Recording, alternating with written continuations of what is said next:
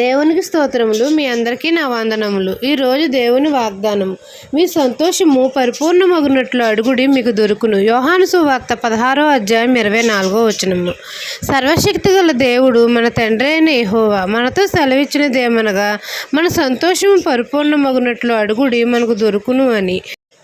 మన ప్రభువును రక్షకుడైన యేసయ్య కనికరం గల దేవుడు గనుక మన ఎడల కృప చూపుతున్నాడు. మనము దేవుని చిత్తాన్ని నెరవేర్చిన ఎడల దేవుని దక్షిణ హస్తం మనకు తోడుగా ఉంటుంది. కాబట్టి మనము మన తండ్రికి మొరపెట్టినప్పుడు తండ్రి మన మొర ఆలకిస్తాడు. మన సంతోషం పరిపూర్ణమగునట్లు తండ్రిని దేవుని చిత్తానుసారంగా మనం ఏది అడిగినను మనకు దయచేస్తాడు.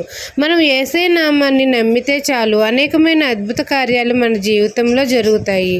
మన యేసయ్య నామాన్ని కలిగి ఉంటే అనేకమైన ఘన విజయాలు పొందుకుంటాము.